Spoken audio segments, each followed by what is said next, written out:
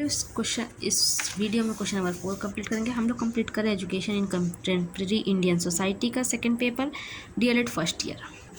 हम लोग already first question, second question और थर्ड क्वेश्चन कंप्लीट कर चुके हैं, समझा भी चुकी हूँ। आज हम लोग का फोर्थ क्वेश्चन का बारी है। फोर्थ क्वेश्चन समझाऊंगी पर इसको दो पार्ट में कर लूँगी क्योंकि ये बहुत बड़ा है। एक देखो ये पूरा पेज है, ये पेज समझाना है, ये पेज समझाना है और उसके बाद फिर ये वाला पूरा यहाँ से उसका फीचर है जो बताया गया है, क्वेश्चन पूछा गया है, वो पूरा समझाना है और फिर यहाँ पे इसका एंड और क्वेश्चन नंबर 5 स्टार्ट है। तो मैं इसका दो पार्ट कर लूँगी क्योंकि ऐसे बहुत लंबी वीडियो बन जाएगी और समझ में भी नहीं आएगा। ठीक है, तो पहले तो हम लोग ये जान लेते हैं इकोनॉमिक रिफॉर्म्स, मतलब न्यू इकोनॉमिक रिफॉर्म्स क्या है। ठीक है, और फिर discuss their impact on education in detail, जैसा भी जिस हिसाब से टाइम होगा उसमें देख लूँगी। अभी तो ये समझते हैं कि न्यू इकोनॉमिक रिफॉर्म्स क्या है इन इंडिया। मैं एक दो तीन लाइन पढ़ूँगी, उसके बाद समझाते चलूँगी। In India children from the lower socio economic and marginalised class have to fight myriad battles to exercise their basic fundamental rights। देखो ऐसा कह रहा है कि इंडिया में बहुत सारे लोग लोअर सोशियो इकोनॉमिक्स और मार्जिनलाइज्ड क्लास, मतलब कि बहुत इकोनॉमिकली वीक या एक ऐसा क्लास जो कि कभी डोमिनेट हुआ ही नहीं, वो क्लास को हमेशा अपने लिए फ़ाइट करना पड़ता है, अपना मतलब एक बेसिक फंडामेंटल राइट्स के लिए फ़ाइट करना पड़ता है। One such being the right to education. Such classes largely depends upon the government school system as they lack wherewith vital to access private schools। ऐसे बच्चों को ऑब्वियस सी बात है गवर्नमेंट स्कूल ही अफोर्ड करें क्योंकि उसकी फ़ीस कम है और प्राइवेट स्कूल में कहीं कहीं तो एडमिशन ही नहीं मिलते और फीस भी बहुत ज़्यादा है। However, the government schools have deliberated various parameters over the last 2 decades। 20 साल में काफ़ी कुछ चेंजेस आए हैं गवर्नमेंट स्कूल में, जैसे कि economic policies implemented in India beginning 1991 1992 created an atmosphere where catch phrases like physical prudence and increase private participation, मतलब कि उनको ही पार्टिसिपेट करो। Greatly reduced financial resources available to the social sector education in particular. ये सब changes हैं government school में क्या क्या आया है और इसको और ब्रीफ में और थोड़ा अच्छे समझते हैं। वहाँ पे कम लिखा था।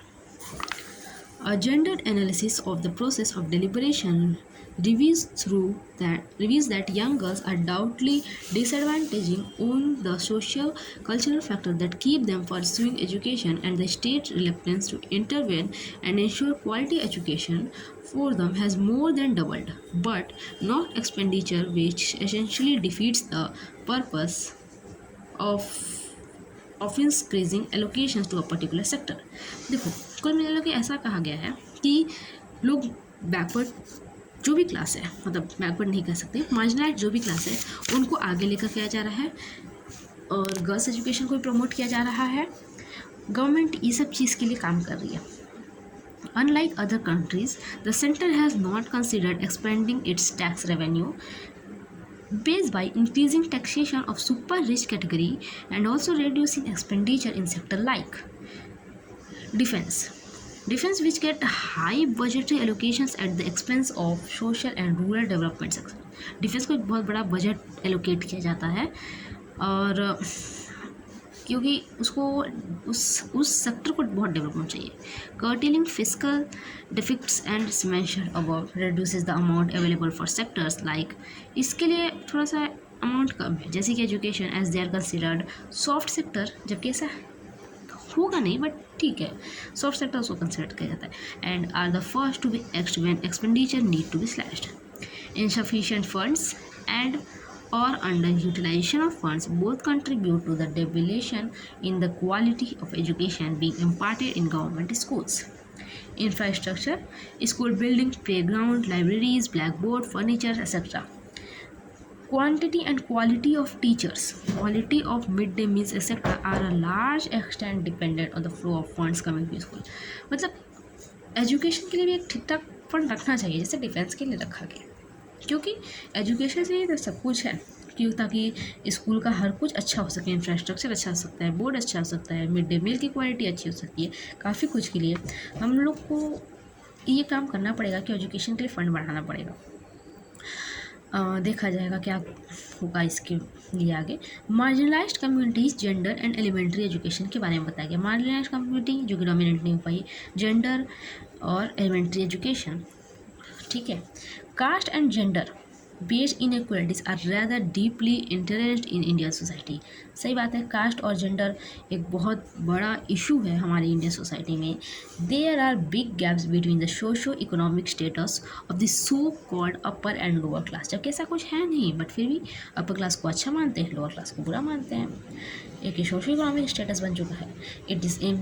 It is impressive that we talk about the educational status of these communities because the actual assessment of the education system is to see whether it is benefit those living at the margins. Gender-based discrimination is a phenomenon cross-cutting different caste, classes, and religions. Empowering education is extremely important for everybody. तो ये लोग हमेशा सफ़र करते हैं, एक gender हमेशा सफ़र करता है और एक क्लास अक्सर सफ़र करता है। उसके लिए हम लोग को काम करना पड़ेगा और एजुकेशन को बढ़ाना पड़ेगा उन तक के लिए भी जिनको एजुकेशन नहीं मिल पा रही है। But within this we find disparities between the educational experience of boys and girls.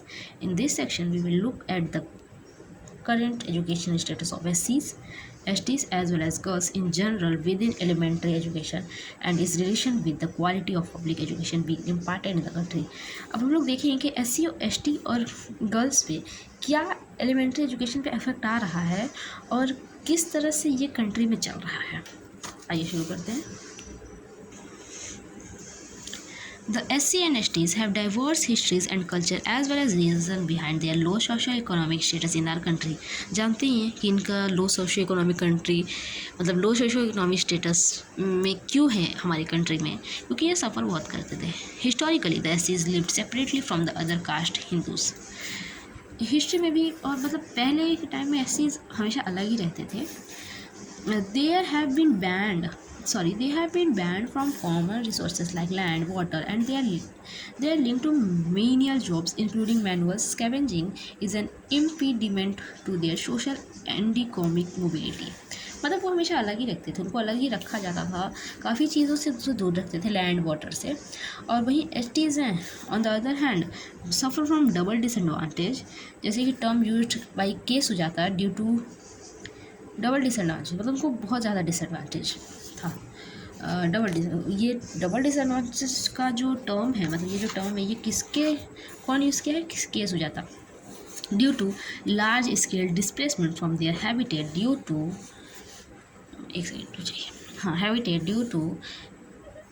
rapid industrialization as well as their socio-cultural marginalization from mainstream society. It is interesting to note that liberalization movement of SCs in South and Southwestern India have been centered on education, ठीक है, as it is seen as an enabler. हाँ ठीक है। सीडवल and Kumar 2011 table 1.2 में देखेंगे, अभी रहते हैं इसको पॉज दे देंगे इस चीज़ को। Give the enrollment between government and private management school, कुछ छूट गया ना। अच्छा, rate of SC and student in primary and upper primary classes distributed between government and private management school as of 2006-07 82.3% of SC children in a class 1 to 5 and 87.36 in class 6 to 7 were enrolled in government schools. मतलब ये percentage दिया है, ये data है, आप अपने answer writing में use कर सकते हैं कि गवर्नमेंट में कितने एडमिशन हुए हैं, कितने बच्चे इनरोल किए हैं STs के, SCs के। Okay, these figures point two N obvious fact that majority of the children belonging to SC/ST communities study in the government school. इसी से हमको पता चला, रियलिटी चेक है ये, कि मेजॉरिटी जो SC/ST की स्टूडेंट है वो गवर्नमेंट स्कूल में ही पढ़ रहे हैं। We can see that girls enrollment has been consistently lesser as compared to boys in elementary education. बहुत सिंपल सा एग्जांपल है, आप अपने क्लास में भी देख सकते हैं कि इनकी रेशियो कम है इनके मुकाबले। Further, percentage of girls enrollment in primary classes in government managed school was found to be higher at 49.09 than in private managed school, where it was 44.86% only. इतना कम है प्राइवेट स्कूल में, और वहीं गवर्नमेंट स्कूल में higher है। क्यों? क्योंकि इनका फीस कम है, तो यहाँ पे एडमिशन हो जाता होगा, यहाँ पे नहीं हो पाता होगा।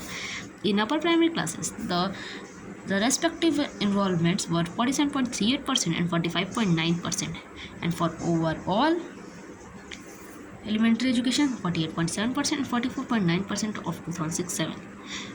सब ये सब एक डेटा है, कोई एलिमेंट्री एजुकेशन का है, कोई अपर एलिमेंट्री एजुकेशन का है, कोई गवर्नमेंट स्कूल का है, कोई प्राइवेट स्कूल का है। Girls' access to education is made by socio-cultural barriers, where they are expected to do household work, take care of their siblings, and more often get married quite early. Another obstacle is the question of their safety.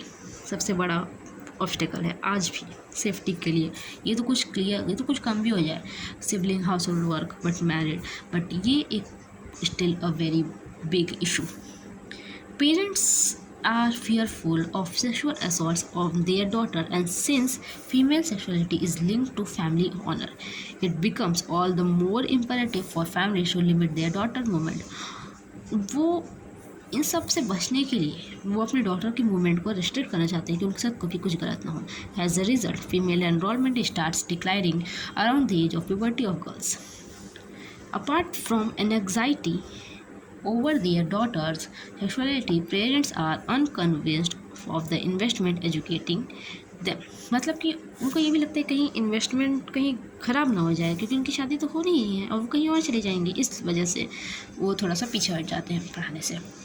This is evident in the fact that higher percentage of boys are sent to private schools by their parents, and in several cases the same parents send their daughters to nearby government schools।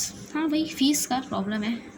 Even slightly well-off households are willing to spend money on their son's tuition, but no such efforts are made for daughter।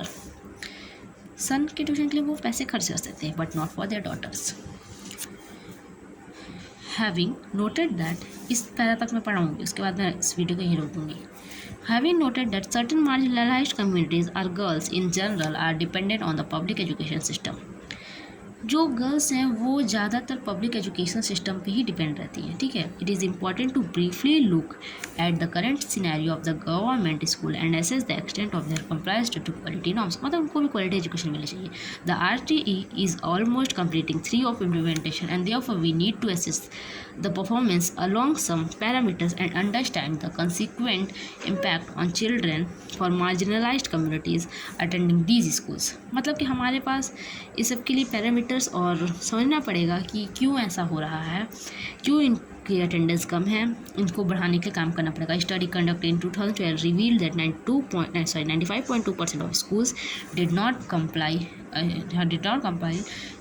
with the standards laid down under RTE। मतलब RTE के अंदर जो भी points लिखे गए हैं उसके अंदर काफ़ी सारे ऐसे स्कूल्स हैं जो इसको फॉलो ही नहीं करते हैं, ठीक है। फिर अब यहाँ से हम लोग पढ़ेंगे, काफ़ी ज़्यादा वीडियो लंबा हो जाएगा समझाने में। अभी इसका ये इतना पूरा पार्ट बचा है, ओनली से लेके ये पूरा, फिर ये पूरा पेज है, फिर ये है। उसके बाद जब ये हो जाएगा तो हम लोग क्वेश्चन नंबर 5 करेंगे, ठीक है। जो भी डाउट होगा पूछ लेना, बता दूँगी।